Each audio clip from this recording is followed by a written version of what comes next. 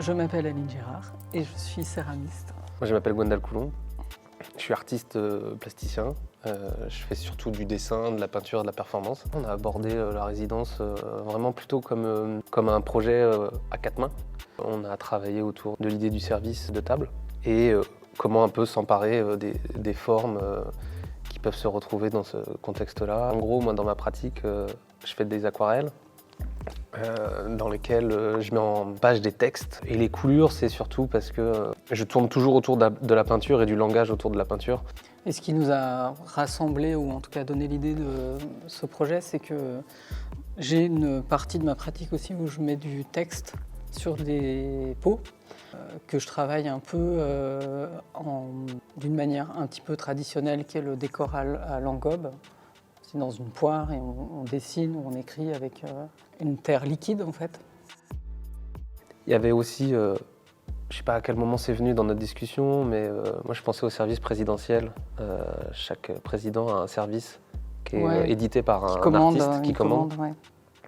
On s'était dit c'est peut-être chouette de rejouer ça, mais comme un contre-service, peut-être écrire des revendications ou des questionnements sur la société, la politique.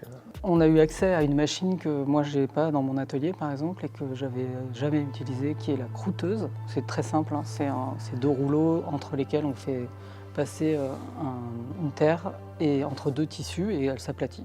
Ce qui est intéressant, c'est que ça garde la trame du tissu.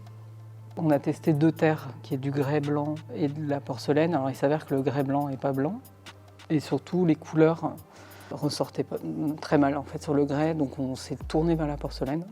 Dans la céramique, il y a en principe deux cuissons. Tu me dis oui, il y a un biscuit et une haute température. Là, on s'est rendu compte que c'est quand même plus pratique de peindre avant les deux cuissons, quand c'est encore sur terre un peu humide. Et en tout cas, je retrouve un peu le geste de quand je fais une aquarelle ou une acrylique. Le fait que la terre, le support soit humide, et qu'on peint avec de la terre aussi. En fait, les engobes, c'est une terre diluée et colorée.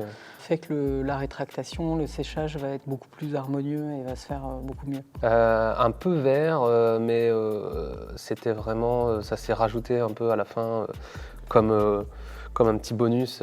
Dans le service, on a voulu faire des verres à saké. Et dans le verre à saké, il y a une bille de verre qui joue le rôle de lentille pour faire apparaître une image dans le fond. Après, on a construit un vaisselier, quoi. Là, l'idée, c'était de profiter de l'atelier bois aussi. Et donc, on s'est dit qu'on n'utilisait que des chutes qui allaient potentiellement être jetées ou en tout cas qui ne servaient pas. Et là, ce qui est confortable aussi, c'est qu'on a accès à l'atelier quand on veut. On est très autonome.